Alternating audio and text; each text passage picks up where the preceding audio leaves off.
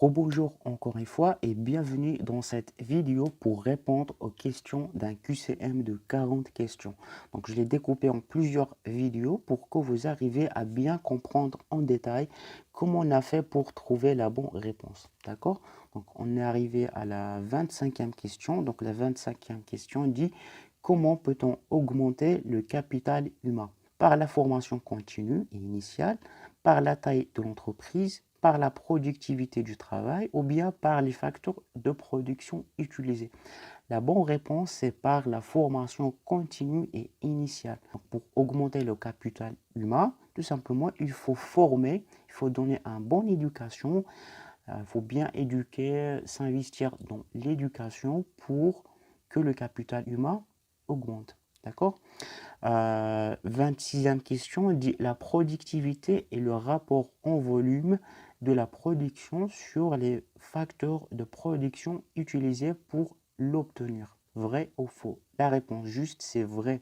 C'est vrai que la productivité, c'est le rapport entre le volume de production sur les facteurs de production utilisés. C'est-à-dire que le volume, ce qu'on a produit par rapport à ce qu'on a comme facteur de production. C'est ça le concept de la productivité, d'accord?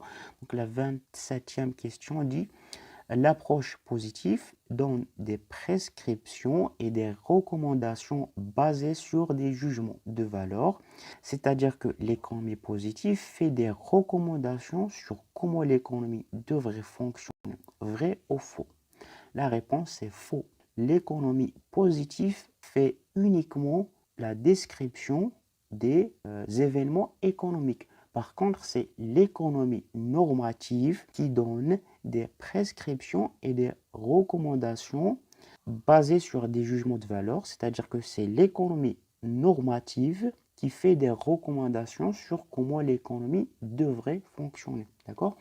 La 28e question dit tous les biens qu'on trouve dans la nature sont économiques. Vrai ou faux? La réponse est faux.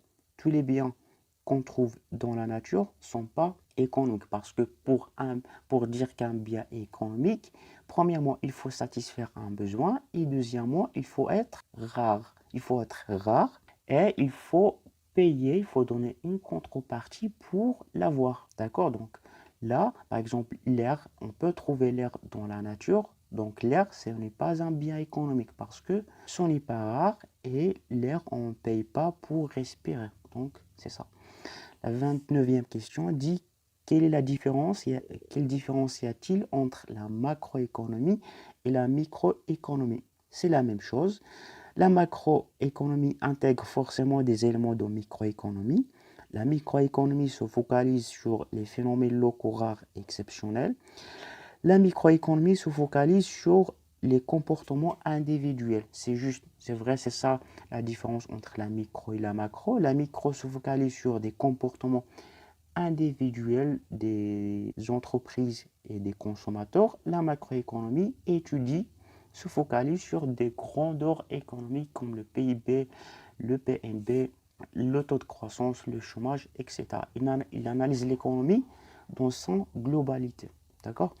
La 30e question dit retrouver les auteurs qui ne sont pas à la base de la pensée économique du courant libéral classique. Adam Smith, Keynes, Jean-Baptiste Say, David Ricardo.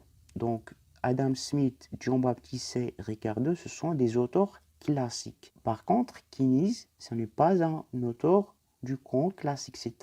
Il a un courant, il a son propre courant, c'est le courant keynésien. Juste pour vous donner un petit rappel, le courant libéral dit qu'il faut que l'État n'intervienne pas dans l'économie. Le courant keynésien dit qu'il faut que l'État intervienne dans l'économie. La 31e question dit qu'est-ce qu'un secteur économique? C'est un agent économique qui a une activité de production. C'est l'ensemble des unités de production qui produisent la même catégorie de biens et services. C'est un ensemble d'entreprises qui ont la même activité principale.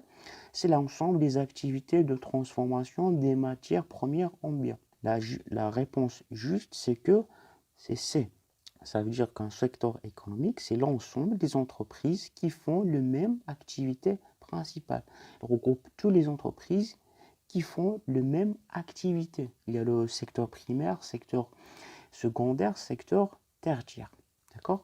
32e question dit le PNB est la somme de la valeur ajoutée de toutes les entreprises, quelle que soit leur nationalité, la somme de la valeur ajoutée de toutes les entreprises, quel que soit leur lieu de résidence, ou bien aucune réponse n'est juste. La juste réponse, c'est que le produit national brut, c'est la somme de la valeur ajoutée de toutes les entreprises, quel que soit leur lieu de résidence. C'est-à-dire que c'est toutes les entreprises, c'est la valeur ajoutée par toutes les entreprises par rapport à leur lieu de résidence. Par exemple, pour le cas marocain, une entreprise japonaise qui produit des voitures ici au Maroc, qui existe ici au Maroc, la valeur qu'il crée va être calculée dans le PNB japonais et pas le PNB marocain.